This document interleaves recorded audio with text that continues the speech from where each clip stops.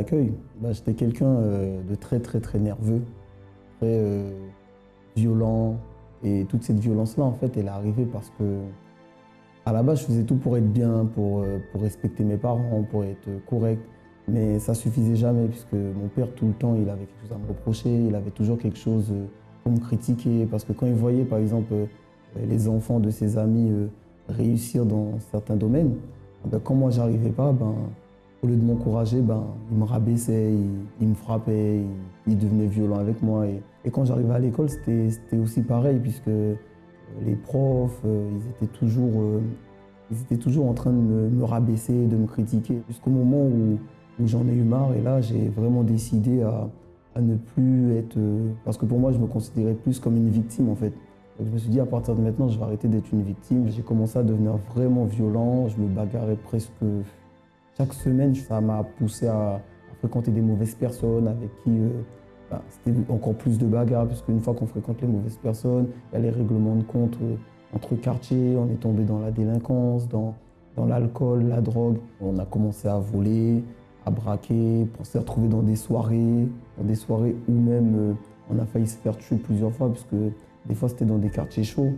Et arrivé là-bas, tout se passait bien au début, mais une fois que tout le monde avait bu, une fois que des fois d'autres bandes de rivaux venaient et nous croisaient là, ils nous attendaient à la sortie, ils nous attendaient dehors. Et souvent, je rentrais chez moi en sang. À force de faire des bagarres, des violences, on se retrouvait souvent au commissariat. Après, quand j'arrivais à la maison, c'était un conflit pas possible. Avec mon père, ça s'est beaucoup empiré jusqu'au moment où on s'est même battu. On s'est battu parce que quand je suis arrivé à ce stade-là, en fait, j'avais plus de respect ni pour enfants, ni pour adultes. En fait, pour moi, il n'y avait plus cette conscience, en fait. À l'école, ça se passait mal. Je me faisais virer. Après, j'arrivais à la maison. Les parents, ils étaient au courant, donc ça se passait mal aussi à la maison. Et c'était vraiment un cercle. Je croyais vraiment qu'en moi et en mes amis. Et je savais que Dieu il existait, mais ce n'était pas dans ma tête, en fait. C'était juste une vérité générale.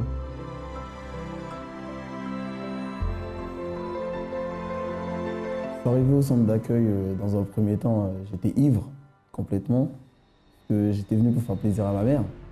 Et comme la veille, j'étais dans une soirée, j'avais beaucoup bu. Et comme j'avais donné une parole à ma mère que pour la fête des mères, j'allais venir, donc j'ai dit, bon, ça sera ce dimanche-là, je vais venir avec elle. Donc je l'ai accompagnée pour lui faire plaisir. Donc à partir de là, j'ai continué à venir, jusqu'au moment où mes amis ils ont commencé à me demander, mais attends, mais qu'est-ce qui t'arrive? Avant, tu étais le premier à faire ci, maintenant, chaque fois qu'on va faire quelque chose, tu ne veux plus venir, tu ne veux plus faire trop ci, tu n'es plus trop comme ça. Et ça a causé un conflit entre eux et moi. Et moi, ça a causé un conflit entre moi et moi-même, puisque en fait, je ne savais plus maintenant où me situer, puisque quand j'étais avec mes amis, je n'arrivais plus à faire les mêmes choses. À force de jouer un peu sur les deux côtés, un jour, je suis sorti de l'église et le lendemain, j'ai bu, j'avais beaucoup bu. J'ai pris ma voiture, j'ai pris un rond-point à grande vitesse. En sortant du rond-point, j'ai perdu le contrôle du véhicule. Donc j'ai percuté, en fait j'ai écrasé un arrêt de bus. L'arrêt de bus il est complètement tombé. J'ai dévasté 3-4 poteaux au bord de la route. J'ai percuté 3 voitures. Et tout ça en une fraction de seconde. Et ma voiture elle était complètement pliée, elle était complètement écrasée. Et mon collègue qui était avec moi, il a eu le temps de fuir parce que lui, il était recherché par la police parce que c'était quelqu'un qui vendait beaucoup de drogue. Et à partir de là, quand je suis sorti de la voiture, j'ai vu l'état de la voiture, j'ai vu l'état de l'arrêt de bus. Ça m'a vraiment mis une vraie claque parce que je me suis dit, heureusement qu'il n'y avait personne à l'arrêt de bus parce qu'il y aurait des enfants, parce que c'était une journée en semaine. Je me suis dit, s'il y aurait des enfants, s'il y aurait des personnes, ça se trouve, j'aurais pu tuer je ne sais pas combien de personnes. Et c'est là que j'ai pris conscience du danger que j'étais dans cet état. Comme j'avais beaucoup entendu parler de la campagne, je ne savais pas vraiment ce que c'était. Et je savais que ça pouvait résoudre des choses que nous, on ne pouvait pas résoudre, mais je ne savais pas comment. Et je me suis dit, si c'est comme ça, je vais m'impliquer. La première campagne, c'était vraiment pour me délivrer de moi-même, de tous les vices, de mes fréquentations mauvaises. Et jusqu'à aujourd'hui, en fait, maintenant, j'ai vraiment mis l'alcool de côté. J'ai plus besoin de ça pour rigoler. Les bagarres, c'est fini. que les règlements de compte, c'est fini. Je peux marcher dans n'importe quel quartier, dans n'importe quelle ville, sans être recherché par quelqu'un. Avant, je volais pour avoir de l'argent. Maintenant, je travaille. Au travail, ça se passe bien. Mes patrons, ils sont contents de moi, de la façon que je m'implique. Et tout ça, en fait, c'est tout ce que avant, j'étais pas. Ravi de vous retrouver dans une nouvelle émission. Et j'aimerais m'adresser à vous qui traversez des problèmes ou des difficultés au sein de votre famille. J'aimerais vous inviter à être attentif au déroulement de cette émission et aux témoignages, aux récits que vous allez pouvoir accompagner. De personnes qui sont arrivées au centre d'accueil avec des problèmes terribles au sein de leur famille.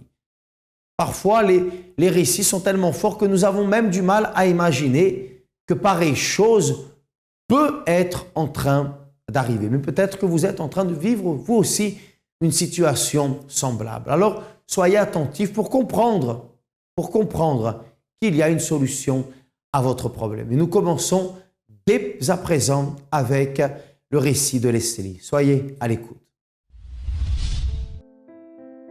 Avant que j'arrive au centre d'accueil, ma vie en fait a été totalement détruite dans tous les aspects.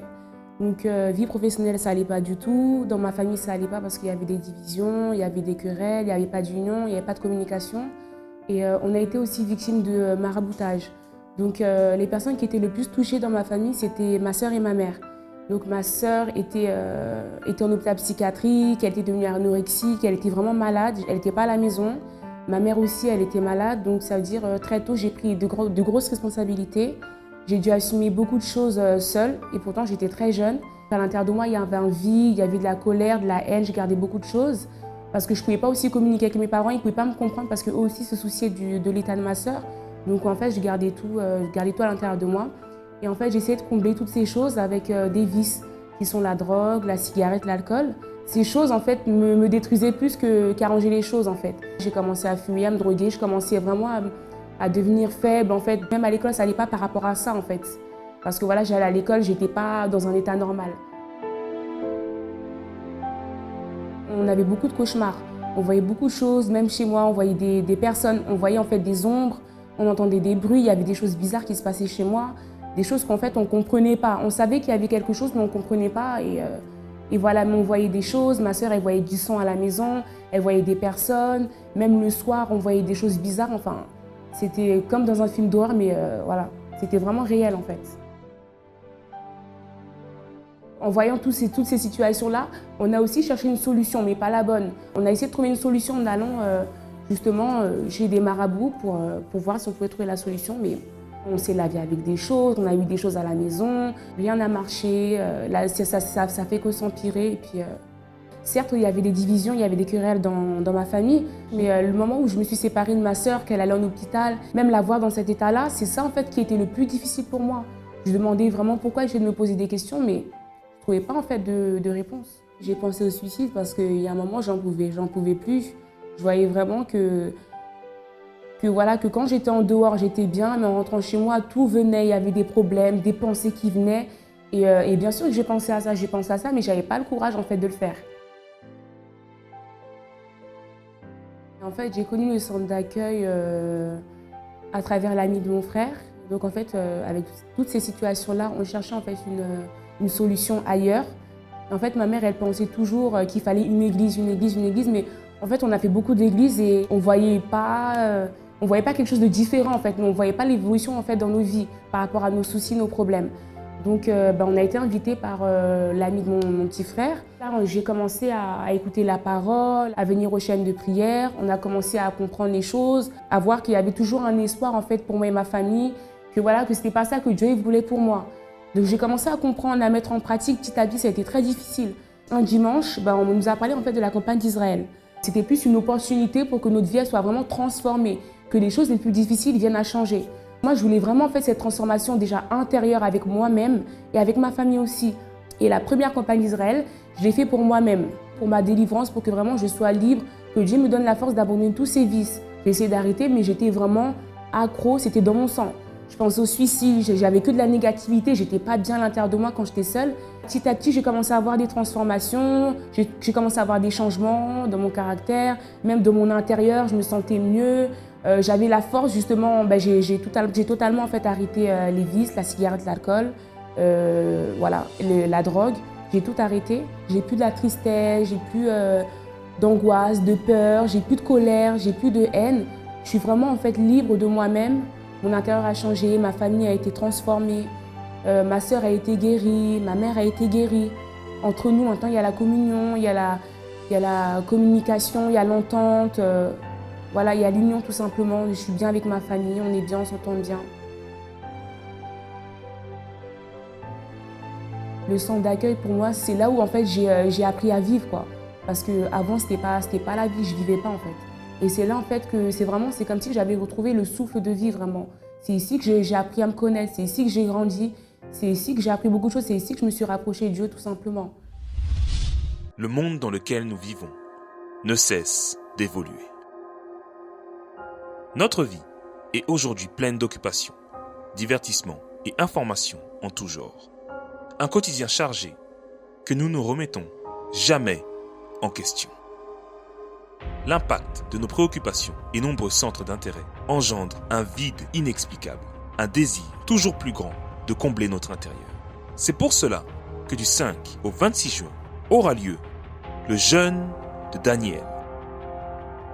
21 jours pour raviver notre intérieur et rencontrer Dieu. Une période durant laquelle nous allons nous abstenir d'Internet et des réseaux sociaux, de télévision, films et séries, de jeux vidéo sur console et smartphone, de musique, fêtes et sorties, afin de nous concentrer pour investir dans notre intérieur. Recherchez ardemment ce qui contribue au développement de votre foi. Priorisez votre vie spirituelle et cherchez à recevoir le baptême du Saint-Esprit. Car il est le seul à pouvoir combler notre intérieur et nous apporter une paix durable et l'assurance pour affronter tous les défis de notre vie. Jeûne de Daniel. 3 semaines pour raviver notre intérieur.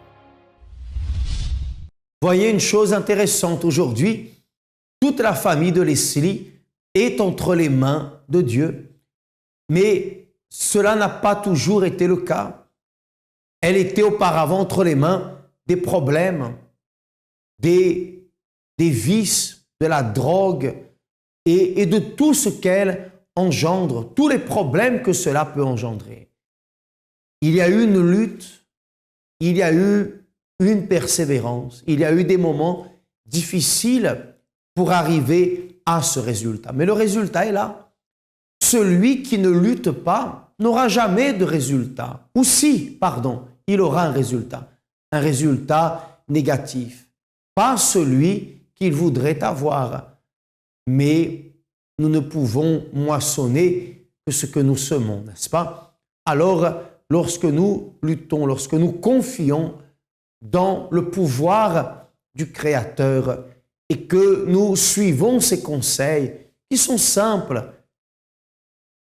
à mettre en pratique et simples à comprendre, alors notre vie peut se mettre sur les rails à destination du changement, du bonheur, de la paix et de la transformation. Au-delà de Leslie, nous allons pouvoir accompagner maintenant un autre récit semblable de transformation familiale. Soyez attentifs. Alors en fait, avant d'arriver au centre d'accueil, j'étais quelqu'un de très réservé, très introverti.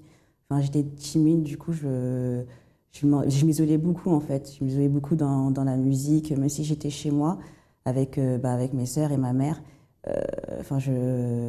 J'évitais tout ce qui était les repas de famille. Enfin, j'étais très dans mon coin. Et du coup, même chez moi, en fait, ça allait pas parce que j'avais des parents divorcés depuis l'âge de 3 ans. Donc, du coup, j'étais tantôt chez mon père, tantôt chez ma mère. Du coup, c'était 2 éducations totalement différentes. Et je savais pas trop où me mettre, en fait, entre mes grandes sœurs et mon père. Parce que du coup, on n'avait pas toutes le même père. Donc, du coup, c'était un peu compliqué à la maison, même si, du coup, je le montrais pas à l'école. Enfin, j'étais une bonne élève, j'avais de très bonnes notes. Mes parents étaient fiers de moi. mais enfin, je me sentais pas bien à l'intérieur de moi, en fait. Enfin, j'arrivais pas à m'exprimer, enfin, j'étais tellement angoissée et stressée que je dormais pas, en fait, la nuit. Et enfin, je pouvais dormir que dans le noir ou avec la musique. Et il y a eu une époque où j'étais obligée de dormir avec des médicaments parce que enfin, j'étais trop stressée. Donc du coup, c'était des relaxants. Puis il y a une époque où les relaxants ne marchaient pas. Donc du coup, on m'a mis des hypnotiques. Et même ça, en fait, enfin, c'était juste une sensation de dormir, mais je dormais pas, quoi. En fait, à la maison, vu que j'avais pas en fait comment dirais, le rôle de père, du coup, ma mère, elle était un peu le papa et la maman. Donc, c'était une maman célibataire, donc elle rentrait tard du travail, elle partait très tôt. Donc, du coup, on était souvent livrés un peu à nous-mêmes. On était toute seule à la maison. Donc, à part la télé, les jeux, enfin, on n'avait rien, quoi. Enfin, on n'avait pas spécialement de parents. Donc, du coup, je m'isolais. Et du coup, je me renfermais sur moi-même. Donc, j'avais pas de complicité avec ma mère. Donc, du coup, on se parlait pas. Je pouvais rien dire à personne, en fait. Du coup, je gardais tout au fond de moi. Tout mon angoisse, enfin le stress, le fait de pas avoir de père entre guillemets, et donc du coup je gardais quoi. Enfin même les choses simples qu'une fille elle veut dire à sa mère par rapport à comment son corps il évolue, comment ça se passe à l'école, ses amis, ses petits copains, enfin tout ça. Du coup je disais rien. Même à mes grandes sœurs je disais rien. Je le gardais. Je me dis de toute façon. Ma mère, elle n'est pas là, il faut que je me débrouille toute seule, quoi. J'avais pas de la haine, mais j'étais en colère. J'étais en colère contre mes parents parce que, en fait, il y avait tellement d'histoires par rapport à leur divorce que c'était toujours deux histoires contradictoires. C'est-à-dire pour ma mère, c'était mon père qui avait fait ça, pour mon père, c'était ma mère qui avait fait ça. Et donc, du coup, j'ai grandi en fait dans ce conflit. Et du coup, j'étais en colère contre eux parce qu'ils me mettaient dans ce conflit. Du coup, c'était moi qui étais toujours obligée de calmer, d'apaiser la situation, même pour des choses simples. Juste une sortie à l'école, c'était une guerre pour que les deux disent oui. Et donc, du coup, j'étais en colère contre eux parce qu'ils n'étaient pas là, quoi. Ils n'étaient pas là pour moi. Et en fait, ils étaient un peu égoïstes parce qu'ils se concentraient sur leur conflit. Et ils avaient oublié totalement qu'ils avaient eu une fille, qu'il fallait s'occuper d'elle, autre que financièrement, mais qu'il fallait s'occuper d'elle aussi spirituellement, entre guillemets. Il y a peut-être au sein de votre foyer des conflits comme ceux que vivait Rolande. Vous avez besoin d'un conseil, vous ne savez plus quoi faire, vous ne savez pas comment sortir de cette situation. Parfois, vous essayez d'améliorer les choses sans y parvenir. Peut-être que vous avez même abandonné l'idée d'essayer parce que vous constatez que chaque fois que vous faites un pas pour résoudre un problème, ce problème augmente. Les conflits augmentent, l'incompréhension augmente. Et vous avez besoin d'un bon conseil, d'une bonne orientation. Au-delà des réunions qui sont réalisées chaque jeudi au centre d'accueil en faveur de la famille, en faveur de la vie conjugale, vous pouvez également appeler l'AMI 24 heures dès à présent et recevoir des conseils, des orientations et même une prière si cela est nécessaire. Le numéro 01 53 35 85 12. Continuons à suivre le récit intéressant de Rolande. Alors en fait, j'ai connu le centre d'accueil à l'aide d'un ami que j'avais connu au lycée et qui m'a amené un dimanche la première fois. Et du coup, j'avais bien apprécié parce que c'était différent des églises qu'on peut entendre parler avant. C'était objectif, c'est-à-dire ce qu'on comprenait, c'était simple à savoir ce qu'on devait faire en fait pour changer. Donc du coup, à partir de là, j'ai pris la décision de venir les vendredis. Et les vendredis, en fait, j'y allais parce que je me sentais bien quand je sortais. À l'intérieur de moi, je me sentais bien. Et donc du coup, j'ai continué à y aller parce que je voyais l'effet que ça produisait dans l'immédiat. Et après, à la suite de ça, j'ai commencé d'autres chaînes de prière, que ce soit pour ma vie financière par rapport à l'école, que ce soit le vendredi, j'ai continué et commencé à venir aussi le dimanche. Pour moi, en fait, ces propos étaient nécessaires parce que je voyais le résultat. Je voyais qu'il y avait quelque chose qui se passait et que surtout, ça me faisait du bien. Ça me faisait du bien à l'intérieur de moi et ça me permettait de parler, de dégager en fait ce que je cachais, ce que j'emmagasinais en fait à l'intérieur de moi. J'ai participé à plusieurs campagnes d'Israël et je les ai faites surtout parce que déjà à travers les témoignages que je voyais que c'était efficace en fait. C'était efficace même si ça paraissait dur, ça demandait un sacrifice, ça demandait de croire. Enfin, je voyais l'efficacité, donc j'ai commencé à participer. Après, c'est vrai qu'au début, j'ai participé du coup d'abord pour ma vie financière, par rapport à l'école, par rapport au concours que je passais. Et puis ensuite, j'ai compris qu'il fallait que je les fasse pour ma vie intérieure en fait, et qu'il fallait que je travaille surtout sur mon côté spirituel, de changer surtout mes pensées, parce que j'avais beaucoup de pensées négatives. Et donc c'est à ce moment-là que j'ai compris qu'il fallait que je change ça à l'intérieur de moi. En fait, mon état d'esprit, c'était décisif. Enfin, c'était vraiment soit on le fait, soit on ne le fait pas. On ne pouvait pas être à mi-chemin ou à moitié. Et il fallait surtout se donner à fond, à 100%, que ce soit dans sa tête ou même pour toutes les choses qu'on a fait. C'était une lutte, en fait. C'était une lutte avec soi-même parce que ça demandait un sacrifice, ça demandait qu'on travaille sur soi, qu'on accepte de changer et de ne plus se laisser aller par les mauvaises habitudes qu'on faisait avant. Enfin, c'était une lutte avec soi-même, en fait. La campagne d'Israël, pour moi, c'est une opportunité. C'est une opportunité de changer tout, dans tous les domaines de sa vie et surtout à l'intérieur de soi. Nous voyons que tout n'a pas changé seul. Tout n'a pas changé sans qu'il y ait une attitude. Comme Roland, il est nécessaire non seulement de savoir ce qu'il faut faire, mais il faut aussi avoir la force de le faire. Chaque jour, au-delà de résoudre les problèmes dans les réunions qui sont réalisées, nous cherchons aussi à en avoir la force de prendre certaines décisions, prendre certaines attitudes, avoir certaines conversations. Toutes ces choses, nous ne pouvons pas les mettre à l'écart, nous ne pouvons pas les mettre de côté lorsque nous voulons le changement. Aujourd'hui, la famille et la vie de Roland est totalement transformée. Nous allons accompagner la fin de son témoignage pour vous donner la preuve que votre famille aussi aujourd'hui peut être différente. Ne pensez pas à quitter la maison. Ne pensez pas que si j'avais une autre famille, les choses iraient mieux. Non, toute famille a ses problèmes. Tout foyer a ses difficultés. Les uns plus graves, les autres moins. Mais nous avons tous des problèmes à résoudre. Et la fuite n'est pas la résolution du problème. Mais trouver la racine et couper cette racine est la meilleure chose que nous puissions faire. Accompagnons la fin du témoignage de Roland. Alors aujourd'hui, je suis totalement différente. Enfin, je ne suis plus la fille qui est isolée, qui est timide, qui ne parlait pas à personne. Enfin, même par rapport à ma famille, je suis devenue complice avec ma mère. Donc, du coup, on a appris à parler ensemble de tout et de rien. Que ce soit ici avec mes sœurs, que ce soit avec mon père, il n'y a plus cette colère, il n'y a plus de conflit même entre eux. Ils arrivent enfin à se parler comme des amis. Et même pour mon intérieur, enfin, j'ai plus toutes ces mauvaises pensées, tout ce que j'avais en fait avant, tout a totalement changé.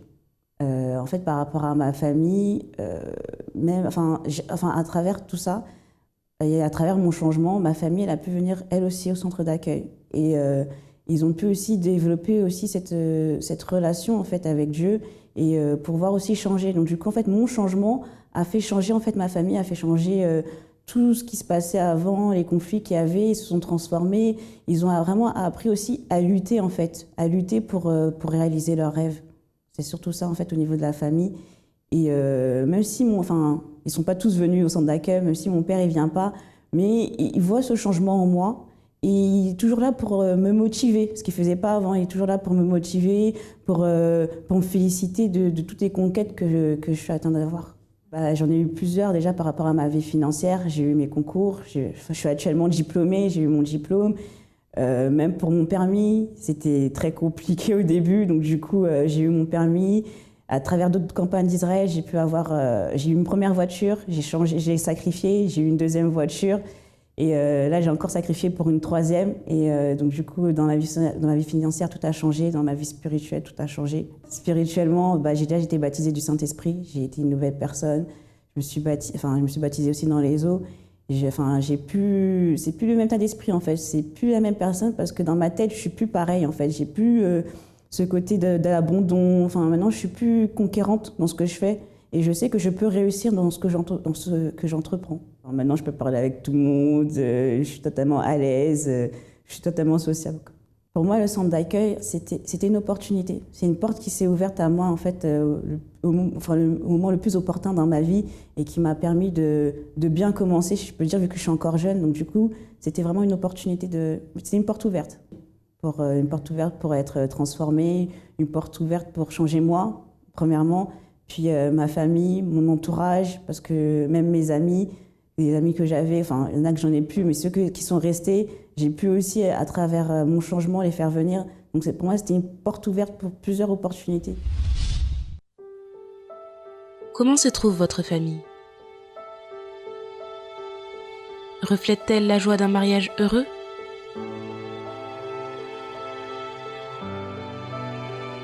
L'harmonie d'un foyer uni?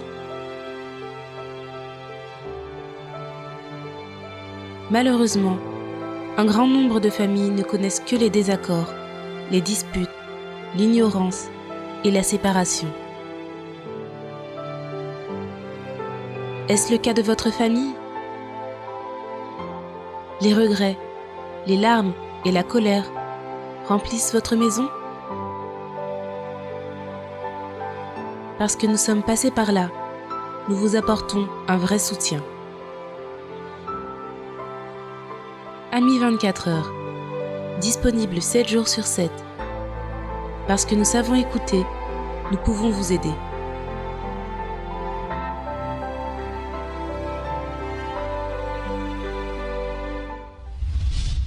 Nous sommes heureux de vous retrouver chaque jeudi au centre d'accueil le plus proche de chez vous pour la réunion en faveur de la famille. Et au siège national au 254 rue du Faubourg Saint-Martin à Paris, près du métro Louis Blanc, le jeudi à 20 h, la thérapie de l'amour, une réunion spécialement élaborée pour les couples et pour les célibataires. N'hésitez pas, pour plus d'informations, Amis 24 heures 01 53 35 85 12. À très bientôt.